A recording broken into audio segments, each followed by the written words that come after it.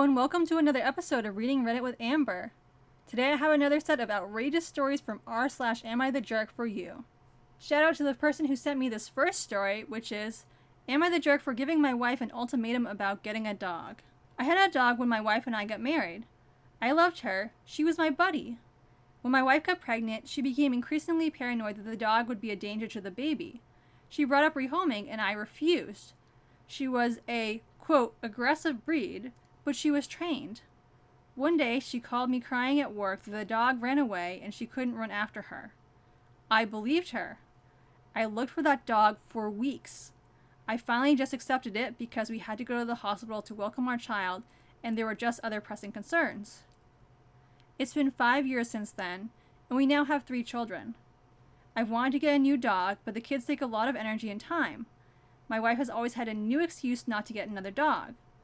I found out recently that my dog didn't run away. My wife and her father took the dog to the pound while I was at work because her parents agreed with her about the dog being dangerous. I'm furious. She was my dog, my baby. She wasn't dangerous. I would never have agreed to that. She probably never got adopted. I'm honestly mad enough to consider a separation if not for the kids and practical reasons. I told her that the only way to make it up even a little bit is for us to get a dog. She ultimately doesn't want a dog at all and complained that she would have to do too much with it. I'm not planning to let up on this one this time. Reddit says OP is not the jerk, and yeah, I definitely agree that the wife acted horribly and that OP has every right to feel what he's feeling. I will say, however, that the ultimatum is a bad idea, as a number of commenters noted. The wife doesn't seem to show any remorse for what she's done or in any other way demonstrated that she would be a good person to leave a dog with. She has explicitly said that she doesn't want to take on that responsibility. Even if she was to begrudgingly acquiesce to getting a dog to save the marriage, there's a good chance she will resent the dog and maybe even try getting rid of it or otherwise mistreat it. OP could divorce her and get a dog if he'd like, but don't bring a doggo into a situation where it will be at best met with cold indifference from the person whom it sounds like would be home with the dog during the day. Our next story is, Am I the jerk for getting mad at my sister for not wanting me shirtless at her pool? My sister and her husband invited me over to their pool today for a little barbecue. I assumed it would just be me, my sister, her husband, my nephews, and my parents. But it turns out they also invited her husband's side of the family. When it was time to get in the pool, I changed into my swim trunks and removed my shirt. But my sister stopped me before I came out of their house and asked me to keep my shirt on because of my scars. She was referring to the scars from when I had my top chest surgery. I'm a trans guy. Had started transitioning 8 years ago and my surgery was 4 years ago. My scars have already faded and they're pretty well hidden under my pecs. You'd have to look really close to even notice. I've been to their pool many times and she's never said anything before, so I was surprised. Every other guy, including my dad, were all shirtless in the pool. When I asked what the problem was with my scars, she said she was uncomfortable with her in-laws knowing I'm trans. My feelings were hurt, but I was mainly ticked. She said she didn't want her in-laws to look at her differently if they found out about me. She told me not to make a big deal and to go with it. When she left, I went back inside to change because I wasn't going to go in the pool with a shirt on. I only had the one I came wearing because I didn't expect her to ask me this. My mood was soured after that and I didn't want to be around her, so I decided to leave. When I said goodbye to everyone, they were all confused since I was only there less than an hour. My dad pulled me aside and asked why I was leaving early. I told him to ask my sister and left. An hour later, my sister called me upset because she and my dad got into a fight. My parents were furious about what she told me, and they ended up leaving early too. Now she's angry at me for ruining the barbecue and said I didn't have to cause all this drama if I only did what she asked. What she said hurt me and I was no longer in a mood to be around her or anyone else, but I didn't mean for all that to happen. Am I the jerk for getting mad at her and basically ruining their day? Reddit says OP is not the jerk and so do I. The odds are that no one would notice the scars or piece together that they're from top surgery, but even if the in-laws did arrive at that conclusion, so what?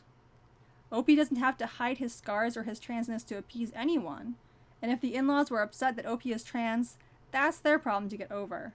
The sister was way out of line here, and she ruined her own day. Our next story is, would I be the jerk if I made my fiancé tell his mom that we don't want kids? I've been with my fiancé for the best part of 8 years, and neither of us has ever wanted children. I've always made my opinion very vocal with my side of the family, and they all understand and are supportive, and I no longer have to deal with the classic, "You might change your mind." My fiancé, however, has never spoken to his parents about the fact that he doesn't want children, and so there's an incessant, constant talk about us having children, since he's their only child and therefore their only chance at grandkids. I have generally just awkwardly laughed and tried to move on from the topic, because I don't want to be the one to drop the bombshell, as I think it would be unfair to put my fiancé in that position without him being prepared to explain himself, but it's starting to really get on my nerves. With our wedding date set for a year from now, hopefully, it's getting to be a lot more constant. My fiancé just says to put up with it, but it does genuinely bother me as the mere idea of getting pregnant makes me uncomfortable, but he says he's been dealing with the comments his whole life, so I should just deal with it? Would I be the jerk if I kept pressuring him to tell his parents so this stops? Reddit says OP is not the jerk, and I agree. It's not fair to OP to expect her to keep up this charade and be subjected to years upon years of increasingly frantic questions about when the grandbabies are coming, and the state of OP's uterus isn't really their business anyway. Sure, it may feel easier not to have the conversation than to have it and disappoint the parents, but the parents are ultimately going to be disappointed no matter what. Hopefully the parents will accept OP and her partner's decision, even if they're upset at first. Our next story is, would I be the jerk if I refused to be part of my in-laws' family tradition? My husband and I have been together for almost 6 years, married for 3. We have a 1-year-old. I love his family, but I struggle with the differences in how they treat their son, my significant other, versus their daughter, sister-in-law. Anything she wants, she gets. I don't start drama, however, I will stand up for what I think is right, and occasionally it causes tension. They have a wonderful tradition where they create a picture calendar for their grandma for Christmas. Every month highlights the people whose anniversaries or birthdays it is. The rest is filled with loving memories. Since we got married, I am now in a couple of the photos. I felt loved to have been included in such a tradition, but last year caused issues. Our son's birthday and our anniversary fall in the same month. No one else shares anything special with this month. His parents told us we could design that page with the 3 of us however we like. I choose 4 photos. One of our son just born, one of us as a family, one of him with his great-grandma, and one of just my husband and I. We create the page and send it out. We stopped by one night to continue helping them. My husband is better at doing it online than them. When I realized that my sister-in-law has swapped out one of my photos for a picture of her with my son. I made a comment about how that is not what we designed, and she tells me she likes it that way and wants to use that photo. At this point in time, she is in roughly 75% of the photos in the book. 12 months each with 4 pictures per page equals 48 photos. She is in almost 36 photos out of 48. Has a whole page dedicated to just her, and a good portion of her photos are of just her. I suggest she take out one of her photos from a previous month and use that one instead. I then change it back to the photo I wanted. She ushers us out of the house. Christmas comes around and the calendar is brought out. She had changed it back to the photo she wanted. I was furious, but I let it go because 1. It was for Grandma, who I adore. 2. We didn't pay for it. His parents did and sister-in-law chipped in a little bit. We offered.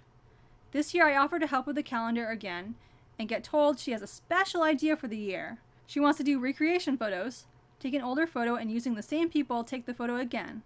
I think it's a great idea and understand that it means my son and I won't be in it. I'm sad but still offer to help. She declines. Then I find out she wants to do half the book with special recreation. She wants to take some of Grandma's old photos and use the new gen to recreate them. I think this is great and now my son and I can at least be in one photo. Nope. She wants to be her grandma in every shot.